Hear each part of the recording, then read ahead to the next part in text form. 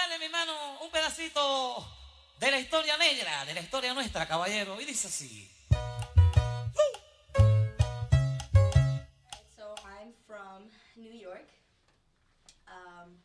New York City, from Washington Heights.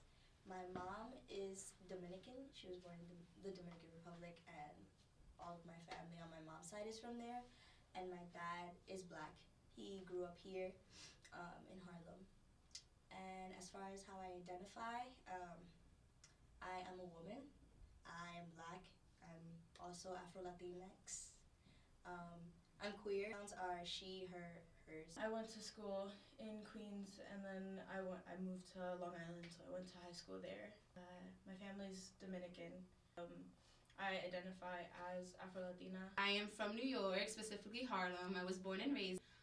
My dad is also from New York. He was born and raised in Harlem, and my mom was born and raised in Atlanta. My dad is Dominican, and my mom is Jamaican.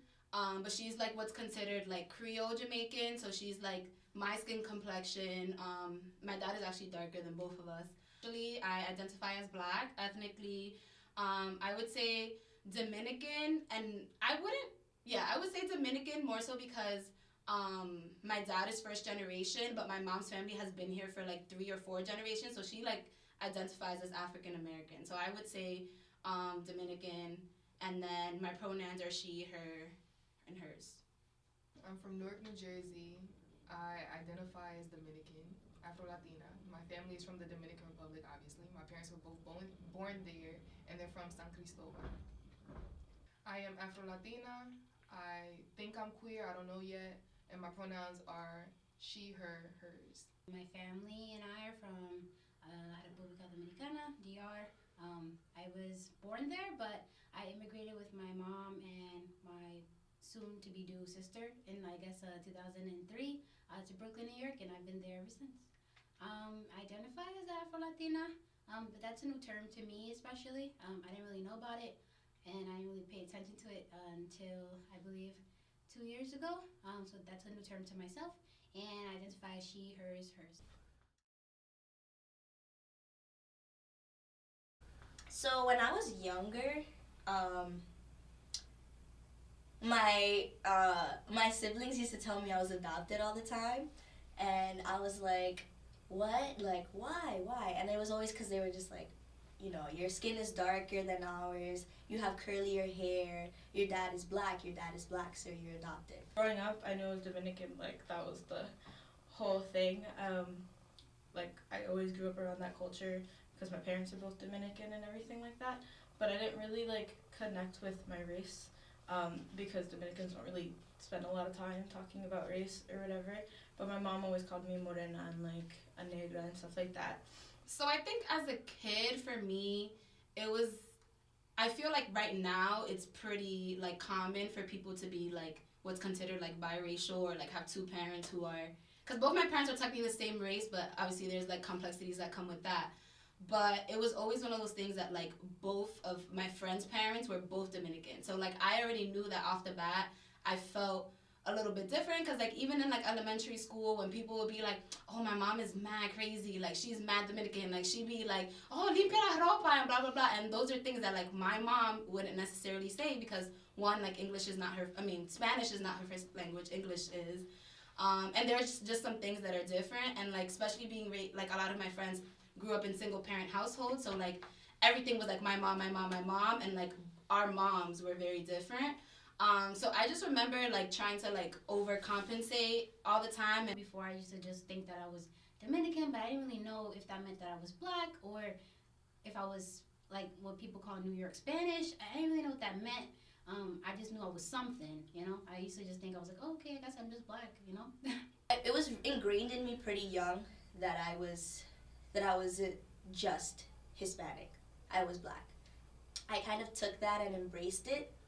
I didn't necessarily know what that meant at the time, but I just accepted it. I was like, okay, I'm black. It was in high school, and I went to a predominantly white high school. So when I got there, people were like, oh, you're black, and I was like, I'm not. That's not what I am doing again. But yeah, after a while, I think I was on Tumblr, and I found this picture of like Dasha Polanco and them, and they're like, they identify as Afro-Latina and stuff like that. So I was like, oh, they're Dominican, they're like darker skin, like they're my skin color. I must be Afro-Latina too. And then I looked more into it, and I was like, yeah, that's definitely who I am. My entire life, I kind of had a conflict with race because in elementary school, people would always say, oh, you're Puerto Rican, or oh, you're mixed, you're black and you're white. But in my head, I would always be like, no, like I knew I was Dominican. And so it always made me question, like, am I black? Like, what am I?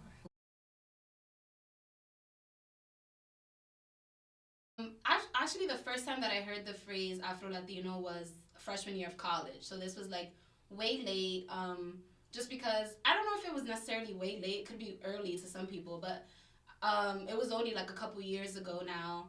And at the time, I just like didn't really understand, I guess, the significance of it. Like, it was one of those things that because I grew up in an area where everyone was mostly like Dominican and Puerto Rican, and like there's a lot of similarities in those Latino cultures.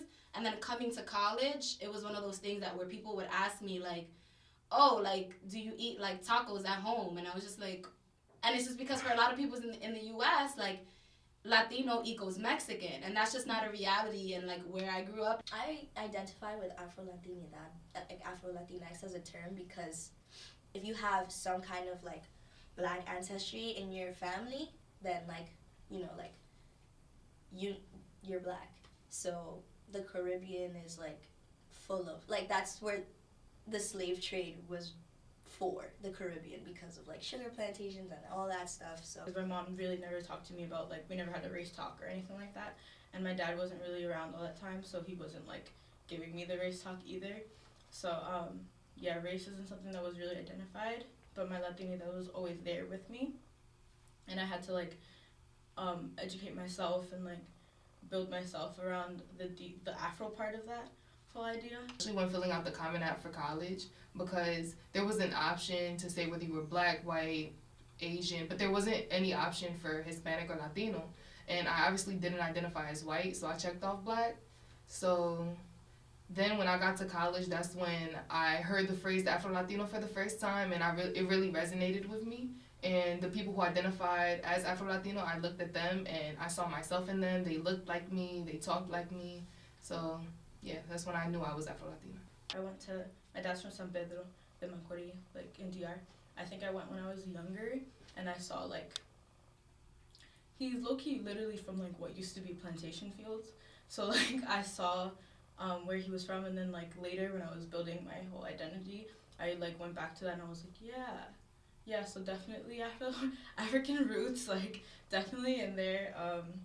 Yeah, and like I always knew that like when we were learning about segregation and all that, I was like, I always knew that if we were back in those times, I would be not with my white peers.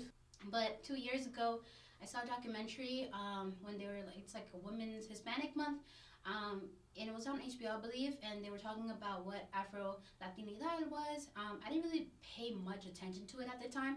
I just really liked documentaries, so I watched it. But during last fall, when I had to write like basically my personal statement, they were like asking me like really personal questions.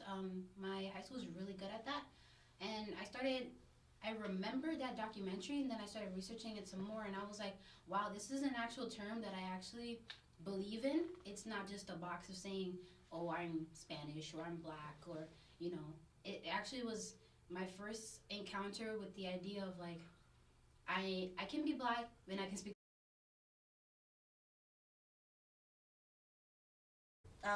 There were times I didn't feel like I belonged to the Latinx community because everyone around me was an immigrant, like, not an immigrant, but they just knew Spanish way better than me as far as like grammar and stuff, and like they didn't get as tense or make as many mistakes when they spoke Spanish, and it was like when I spoke Spanish it was kind of broken and choppy, so they would kind of look at me weird or funny, and I like felt like, okay, like maybe I'm not as Latina as I think I am. I also feel like a lot of ostracization from the black community too, just because I do speak Spanish and I do have an accent, so people often don't consider me fully, like they don't consider me black because of that, or like they look at me funny. So I always felt like, oh, I'm not black enough. And also colorism plays a part in that. Like, I'm pretty light skinned, so yeah, it almost feels like if you're not dark, you're not black. Appearance wise, I look like stereotypically black. Like, people when they first see me, they just think I'm black or whatever. So I guess in the navigating the two spaces, I got lucky on the black side because they just accept me as another like black American. When they find out I'm Dominican, I felt like when I would walk into Maku sometimes, I would like the first couple of times I had to just like mention that I was Dominican somehow, just to see what everybody would say. But like I didn't get any like negative feedback from them about it. Like nothing visual, and I'm very observant either too, so like I didn't see anything like any stigma. It felt like I was never gonna have a true place in either culture, so I was just kind of like stuck in the middle, and like I felt almost forced to pick a side to kind of like cultivate when I was younger, because it was like, well, if I'm not black enough, right, I can try at least to be Latina enough. But it was always like, I don't share the same experiences that like native Dominicans have, so it was always like awkward. But with my like black friends, like I feel still there's a distance between our like completely identifying my like blackness or whatever, but I feel like it's more encouraging than anything, because there is a difference, I feel like, between Afro-Latinos blackness and like American blackness. I just like, for me, whatever distance it is, it was just like, it's like a natural like cultural thing, because I didn't grow up the same black as they did. I feel like if I'm like comfortable enough in myself and learning about it that it's fine. Whatever they have to say, I'm just like, either way, if I get stopped by a cop, there might be an issue.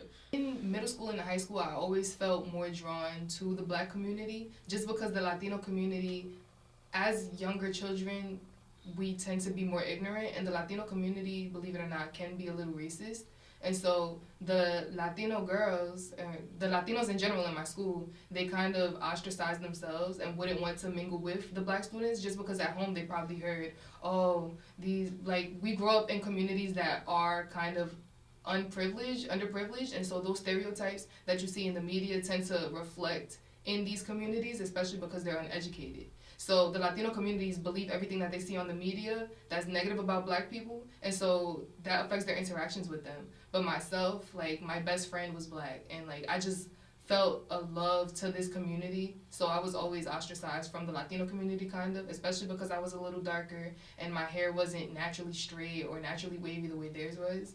But then coming to college, everything changed. Like, I assumed that I was going to be drawn to the black community, but I felt for some reason unaccepted, and this was so foreign to me.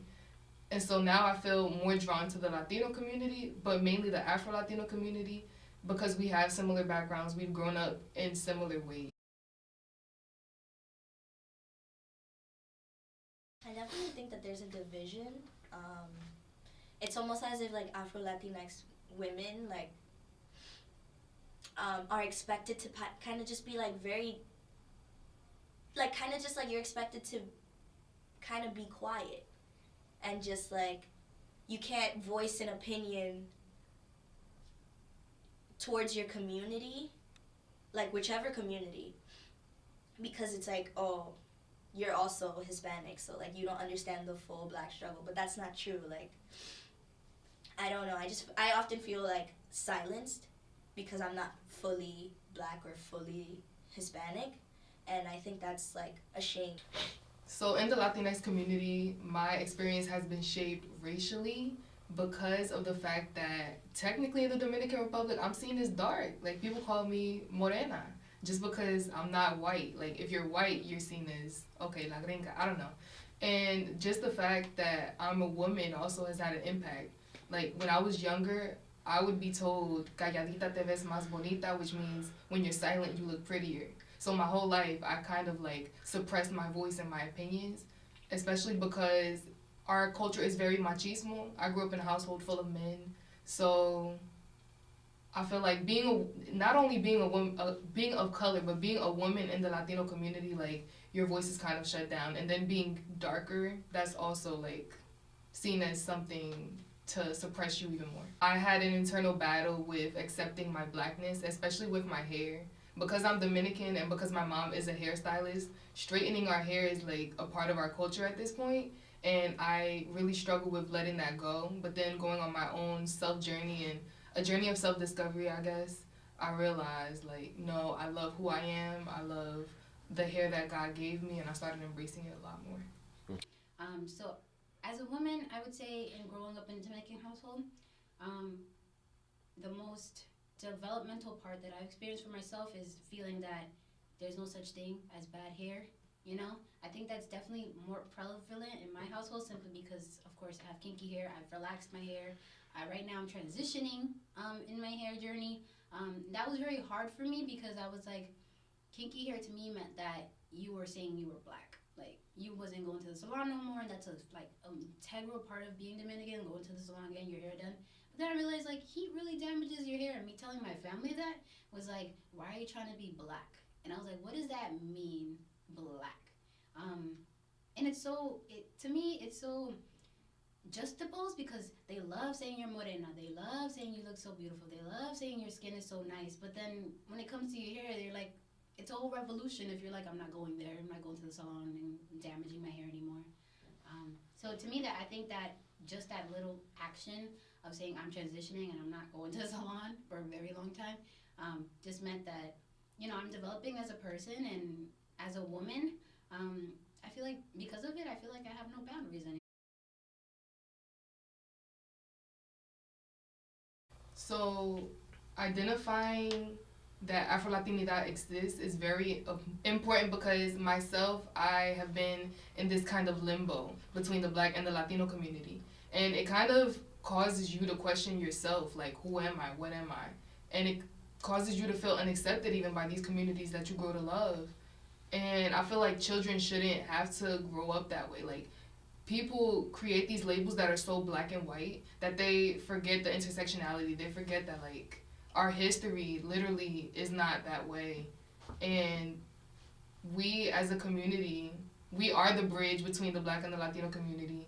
So if the Black community can recognize this and the Latino community can recognize that we exist and stop denying, like, oh no, you're not Black, oh no, you're not Latino, like, constantly being told you're not this when you know that you are, it can kind of cause you to question yourself, regardless of how adamant and aware you are of yourself. And that's just not fair, especially when both of our communities are so disenfranchised and so put down. To put down people who are in the limbo and who don't feel accepted by either or just perpetuates the issue that we have. For Afro-Latinidad not to be recognized is it's just wrong because you're just excluding pretty much like 90% of the population of Blackness, if you want to quantify it like that. But I feel like by separating the two, like if people were to denounce one of them, it devalues a complete part of my history and my like upbringing, who I am in society in general, and just like my culture. It's important because like we are complex. Like we're not just one. You can't just stack us into one category and just assume that you know everything about it, because that's not how it works. And it's a conversation I feel like needs to be had, not only like in America and like Latin America and everywhere, just because we don't really talk about race in Latin America at all. And it is a part of our society, like racism in general, that needs to be talked about, that needs to be addressed.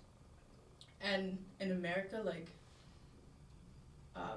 it's the same thing, practically, like racism of a different sort, like just erasing Latinidad from a person or erasing Blackness from a person is completely like just ridiculous in any sense, because we all deal with like racism between the Black community, so like from other people we deal with racism, so why is there like colorism or like racism within it as well? When you think about it, that whole movement about Black Lives Matter really impacted me, because I was like, I can be in the street and it's me saying I'm not black is not going to help anything because they don't see that like that. In America, people don't see it like that. They see it as you're black or you're white.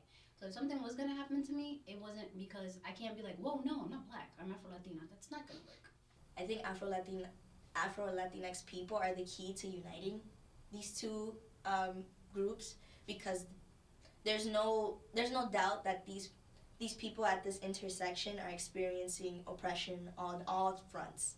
So it's like, if we really want to connect the community, we have to understand that there are black,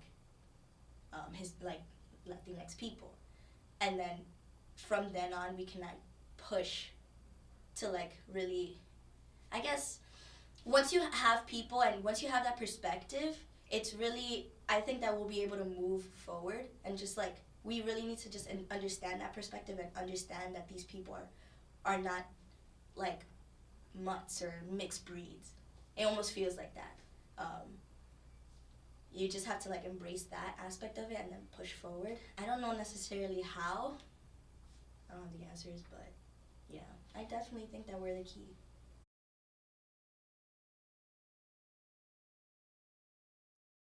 I would tell myself that not to be afraid of who you are and try not to let other people tell you who you are. You are you and it's okay to be you. And yeah, love yourself, love your parents, love where you come from. I guess I would tell myself to stop trying to please others and embrace both parts of your culture, and never be afraid of feeling not enough of one. Because at the end of the day, there's no such thing as a perfect cultural person. Whatever culture you're from, there's not one person that knows every single little thing about one culture, and that's an impossible expectation. So embrace your blackness, embrace your Dominican side, do it both. There's nothing stopping you. So if I could talk to my younger self, I could tell her one thing is, let that plancha go. Mm-hmm. I used to burn my hair to no other. I was pressed. And it's just because, we grew up in a culture where you go to the salon every Sunday. Your hair needs to be laid for the week. And that was, kind of the culture that we grew up in. And, I just remember only feeling beautiful when my hair was straight. And now I'm, dying to get my curls back. And it's taking a long time. But, yeah, if that's one advice I could give to my young self is just leave my hair go and just embrace it, because it's a part of you and it's what makes you you. I would definitely say research or talk to different types of people, get to know different ethnicity backgrounds, because there's a lot of people who are black in the world, but they're not necessarily ethnically American black. To not be afraid and explore. Definitely it's a not two-colored world. It's not a black and white world. If I could speak to my younger self, I would say you are beautiful, regardless of what people think about your hair, what people think about the way you look, if you're black, if you're Hispanic, you are beautiful. I am Afro-Latina, I am black, I am both. I'm black, I'm Latina, I'm Afro-Latina, so I'm both. I am Afro-Latina, I am black, I am both. I am Afro-Latina, I am black,